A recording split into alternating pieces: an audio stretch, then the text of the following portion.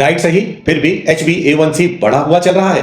HbA1c मतलब आपके 3 महीने का एवरेज शुगर लेवल बढ़ा हुआ आ रहा है। आप पूरा परहेज कर रहे हैं, पूरी कोशिश कर रहे हैं, फिर भी कोई 5 ऐसी चीजें हैं जो पीछे से आपके इस HbA1c के बढ़े रहने का बड़ा कारण है, जो हिडन ड्राइवर्स हैं, पीछे छुपे हुए कारण हैं, साइंटिफिक रीजंस हैं, जिनकी वजह से डाइट करने के बावजूद भी आपका HbA1c का लेवल घट नहीं रहा है। चलिए आज जानने की कोशिश करते हैं इन 5 छुपे हुए कारणों के बारे में, जिन्हें समझ लिया, जिन्हें सुधार लिया तो आपकी 3 महीने की एवरेज शुगर यानी HbA1c का लेवल अपने आप नीचे आ जाएगा।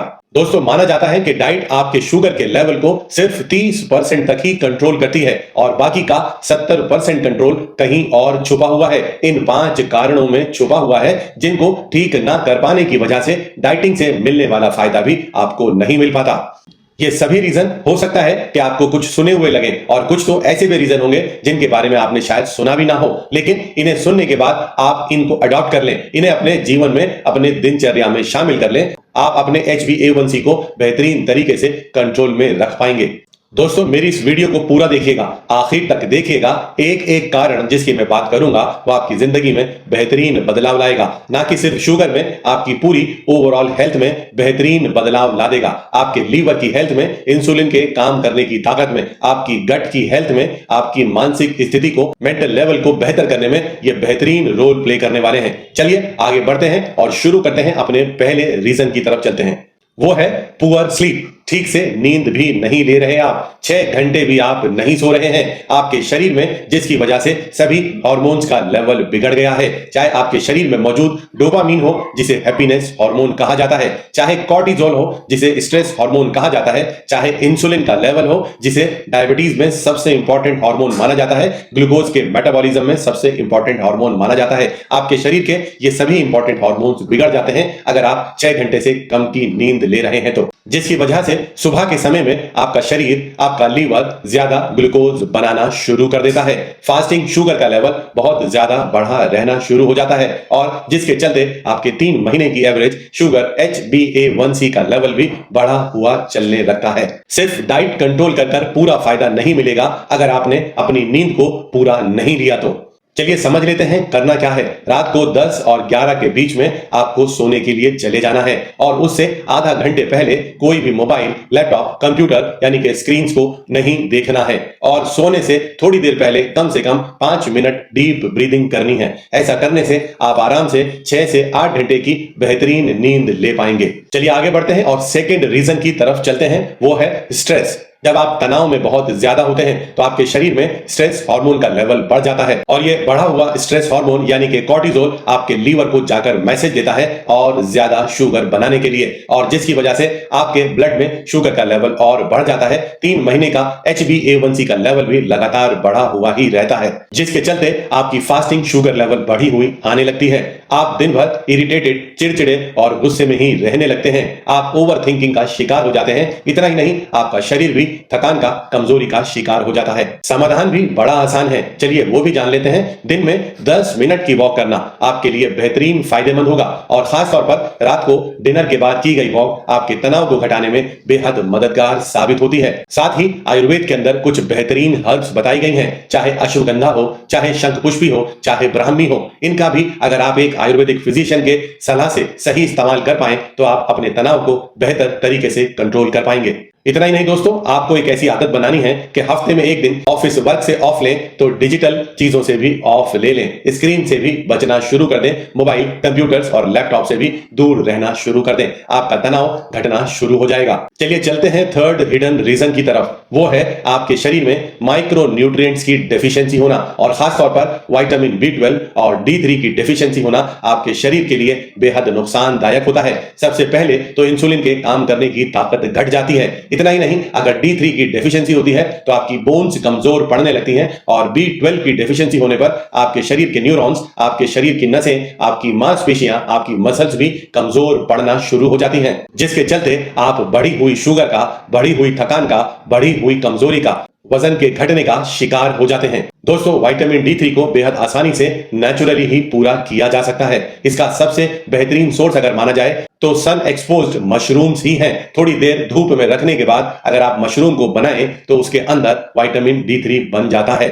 इसके अलावा चीज, एग योक और फिश भी विटामिन D3 का बेहतरीन सोर्स माने जाते हैं, लेकिन इन सब से जो बेहतर है वो है सनलाइट, जिसमें शायद आज कोई बैठना भी नहीं चाहता। वहीं दूसरी तरफ अगर विटामिन B12 की बात की जाए तो उसे आप बेहद आसान तरीके से एनिमल सोर्सेज से पूरा कर सकते हैं। वो डेयरी प्रोडक्ट्स भी हो सकते हैं, मिल्क भी हो सकता है, चीज और पनीर भी हो सकता है, एग्स भी हो सकते हैं और नॉन वेज फूड आइटम्स भी हो सकती हैं। लेकिन आप अगर एक वेजिटेरियन हैं तो घबराने की कोई जरूरत नहीं है। आप अपनी डाइट में बहुत सारे फाइबर्स शामिल कर लें। जब आप ये फाइबर्स शामिल करते हैं, ये आपके गुड गट बैक्टीरिया की बेहतरीन खुराक बन जाते हैं। जब आपकी गट हेल्थ अच्छी होती है, गुड बैक्टीरिया अच्छे होते हैं, तो वो खुद आपके लिए विटामिन B12 भरपूर मात्रा में बनाना शुरू कर देते हैं। तो कुल मिलाकर अगर आप माइक्रो न्यूट्रिएंट डेफिशिएंसी से बचना चाहते हैं तो अपने खाने के अंदर बहुत सारे फाइबर्स यानी कि वेजिटेबल्स यानी कि सैलेड ऐड कर लें। थोड़ा मिल्क प्रोडक्ट्स भी साथ में लेना आपके लिए और फायदेमंद होने वाला है। और सबसे इंपॉर्टेंट, धूप में बैठना कम से कम 10 से 15 मिनट डेली आपको भरपूर ताकत देने वाला है। आगे बढ़ते हैं और फोर्थ रीजन की तरफ चलते हैं दोस्तों, वो है मसल लॉस।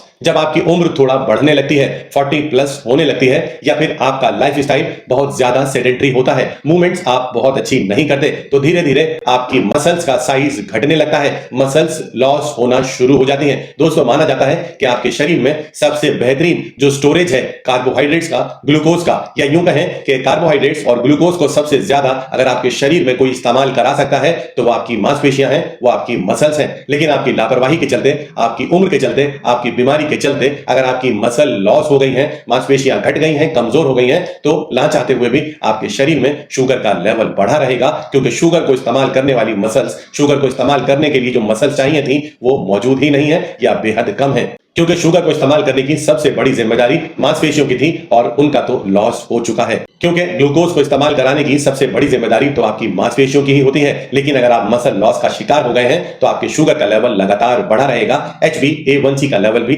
लगातार बढ़ा रहेगा। चलिए जानते हैं कि इससे कैसे बचा जा सकता है। हफ्ते में कम से कम 3 बार आप स्ट्रेंथ ट्रेनिंग जरूर करें। ऐसी एक्सरसाइजेस, जिम जा सकते हैं या ऐसी एक्सरसाइजेस कर सकते हैं जिससे आपकी मसल्स बिल्ड होना शुरू हो जाएं। और डेली 10 मिनट सुबह, 10 मिनट दोपहर, 10 मिनट शाम, कम से कम हफ्ते में 5 दिन पैदल चलना भी शुरू कर दें। ऐसा करने से आपकी मसल्स एक्टिवेट भी हो जाएंगी और नई मसल्स बनना भी शुरू हो जाएंगी। साथ ही अपने दिन भर में प्रोटीन की इंटेक को बढ़ा लें। अपने ब्रेकफास्ट के अंदर कम से कम 15, 20 या 25 ग्राम तक प्रोटीन जरूर शामिल कर लें। और दिन भर में जो प्रोटीन आपको लेना है, अपने वेट से 0.8 टाइम्स प्रोटीन आपको डेली लेना चाहिए। यानी कि अगर आप एक 50 kg के व्यक्ति हैं तो इसे मल्टीप्लाई कर लें 0.8 से, जो कि आएगा लगभग 40 ग्राम्स। तो ये आपकी डेली प्रोटीन की मिनिमम रिक्वायरमेंट हो गई। इतना प्रोटीन आप अपनी दालों से, आप पनीर से, आप बीन से, या फिर एग से, या नॉन वेज सोर्सेज से आप पूरा कर सकते हैं। यानी मसल्स बनेगी तो ग्लूकोज सही से इस्तेमाल होगा, शुगर का लेवल घटेगा, HbA1c का लेवल भी घटना शुरू हो जाएगा। चलिए फिफ्थ रीजन की तरफ चलते हैं, वो है मेटाबॉलिक टाइमिंग इशू। यानी कि आपको खाने का तो पता है, खाने के सही समय का नहीं पता।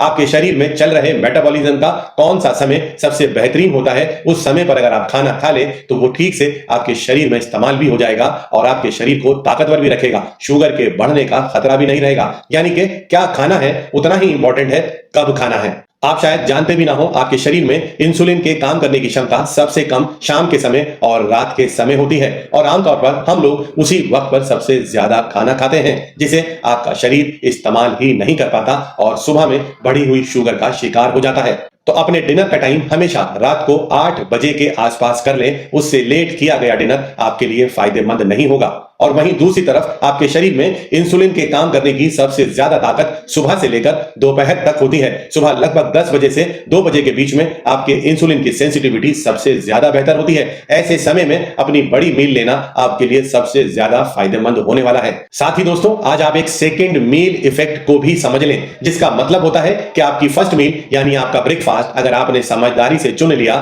तो आपकी सेकेंड मील के बाद शुगर के बढ़ने का खतरा, लंच के बाद शुगर के बढ़ने का खतरा भी कम हो जाएगा। और समझदारी सिर्फ इतनी दिखानी है कि आपका जो ब्रेकफास्ट है वो प्रोटीन रिच होना चाहिए। अगर आप ऐसा कर पाएंगे तो नाश्ते के बाद भी शुगर कंट्रोल रहेगी, यहां तक कि लंच के बाद भी शुगर का लेवल कंट्रोल रहेगा। बल्कि मैं कहूं पूरा ही दिन आपके शुगर का लेवल कंट्रोल रहेगा। अगर आप एक छोटी सी समझदारी दिखा लें, अपने दिन की शुरुआत, अपने ब्रेकफास्ट की शुरुआत प्रोटीन रिच फूड आइटम से कर लें, यानी दालों से, यानी पनीर से, यानी कि बीन से, या ड्राई फ्रूट्स, सीड्स और नट से। अगर आप अपने दिन की शुरुआत कर रहे हैं तो सारा दिन आप ताकतवर भी बने रहेंगे, एनर्जेटिक भी बने रहेंगे। सेकंड मील इफेक्ट का फायदा भी आपको मिल जाएगा। शुगर का लेवल भी कंट्रोल रहेगा, HbA1c का लेवल भी नीचे आ जाएगा। साथ ही एक सावधानी ये भी रखें, अपनी दिन की शुरुआत कभी भी किसी भी कार्बोहाइड्रेट रिच फूड आइटम से नहीं करनी, जो कि हमारे देश में एक बहुत कॉमन ब्रेकफास्ट भी होता है। यानी कि चाय, ब्रेड या बिस्किट या बन का इस्तेमाल आपने ब्रेकफास्ट में बिल्कुल भी नहीं करना है। चलिए दोस्तों, मैं उम्मीद करता हूं कि आज मेरे ये पांचों बताए हुए रीजन आपको बहुत ज्यादा फायदा देंगे। इनको समझ लीजिए, इनको सुधार लीजिए। और मैं फिर अपनी बात रिपीट कर देता हूं,